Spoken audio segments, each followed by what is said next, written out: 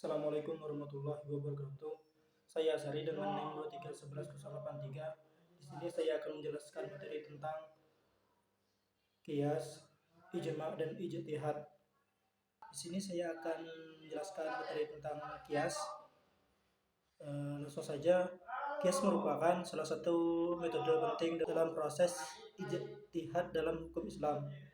Ini adalah proses analogi di mana hukum yang sudah ada atau asal diterapkan pada situasi baru yang tidak secara langsung diatur dalam teks-teks suci atau Al-Quran dan hadis. Kias adalah secara harfiah berarti analogi atau persamaan.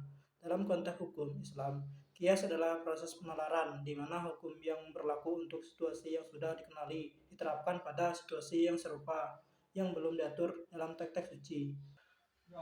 Adapun prinsip dasar kias, prinsip utama dalam kias adalah menjaga kesinambungan, konsistensi dalam hukum Islam dengan menerapkan prinsip-prinsip yang telah diterapkan dalam kasus-kasus serupa.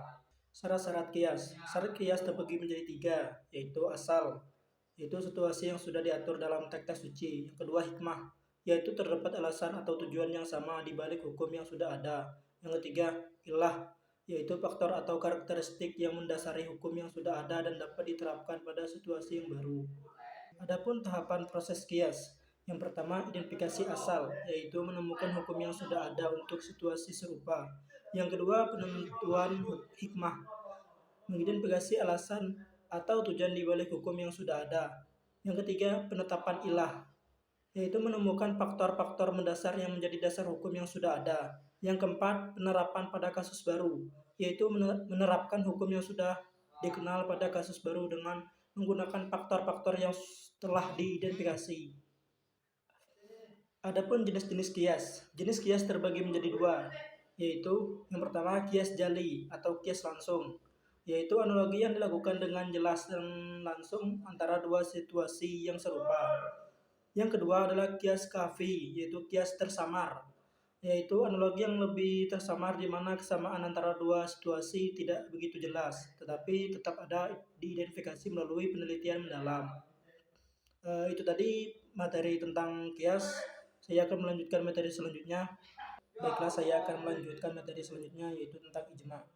Ijma secara harfiah berarti kesepakatan atau konsensus dalam konteks hukum Islam. Ijma merujuk pada kesepakatan ulama dari generasi yang berbeda tentang suatu masalah hukum yang setelah melakukan proses ijtihad.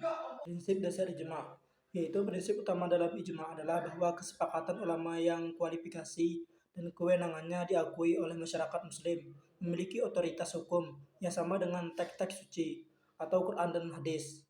Selanjutnya syarat-syarat ijma. Syarat ijma terbagi menjadi 3, yaitu konsensus, yaitu kesepakatan dari semua ulama yang berkompeten dalam bidang hukum Islam.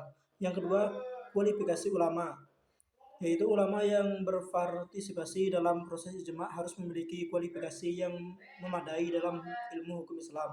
Yang ketiga, kewenangan. Ulama yang terlibat dalam ijma harus memiliki kewenangan dan pengakuan dari masyarakat muslim. Selanjutnya, jenis-jenis ijma. Jenis ijma terbagi menjadi 2. Yang pertama, ijma al-mujtahidin, yaitu kesepakatan ulama yang melakukan ijtihad dan penelitian dalam masalah hukum Islam. Yang kedua, ijma al-ummah, yaitu kesepakatan umat Islam secara umum termasuk ulama dan masyarakat umum dalam hal-hal tertentu yang dianggap penting. Adapun contoh aplikasi ijma, misalnya kesepakatan ulama tentang larangan riba atau bunga dalam transaksi keuangan dianggap sebagai contoh ijma karena telah ada konsensus di antara ulama bahwa riba adalah haram berdasarkan teks-teks suci dan prinsip-prinsip hukum Islam. Selanjutnya materi tentang ijtihad. Ijtihad adalah usaha keras seorang ulama atau cendekiawan Islam untuk mencari pemahaman baru terhadap ajaran agama Islam dan menerapkannya dalam konteks zaman yang berubah. Metode ijtihad. Metode ijtihad terbagi menjadi 5. Yang pertama, ijtihad dengan dalil langsung, yaitu menggunakan ayat-ayat Al-Quran dan hadis secara langsung untuk menemukan solusi hukum. Yang kedua, dengan kias atau analogi, menggunakan analogi dari hukum yang sudah ada untuk menyelesaikan masalah baru. Yang ketiga, dengan istihsan atau penilaian kebersihan, yaitu mempertimbangkan kepentingan umum dan kemaslahatan untuk menetapkan hukum baru. Yang keempat, dengan istislah atau kepentingan umum, yaitu menyesuaikan hukum Islam dengan kepentingan umum dan kemaslahatan masyarakat. Yang kelima, dengan maslahah mursalah, yaitu kemaslahatan yang tidak ditetapkan, yaitu mempertimbangkan kemaslahatan yang tidak memiliki dasar hukum yang jelas dan teks suci. Selanjutnya, peran dan kualifikasi ulama.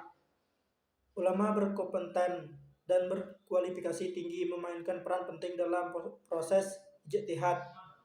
Mereka harus memiliki pengetahuan yang mendalam tentang teks suci, prinsip-prinsip hukum Islam, serta konteks sosial dan historis.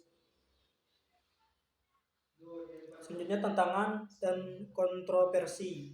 Dalam konteks modern, ijtihad menghadapi tantangan dari pendekatan konservatif yang lebih memilih untuk mengikuti tradisi tanpa perubahan, serta kontroversi terkait dengan otoritas siapa yang berhak melakukan ijtihad. Poin selanjutnya, signifikansi ijtihad. Ijtihad memiliki signifikansi yang besar dalam pengembangan hukum Islam karena memungkinkan agama untuk tetap relevan dan responsif terhadap perubahan zaman dan kebutuhan masyarakat. Demikian materi yang dapat saya jelaskan. Apabila ada kata-kata yang salah, saya mohon maaf, kepada Allah saya mohon ampun. Saya akhiri, wassalamualaikum warahmatullahi wabarakatuh.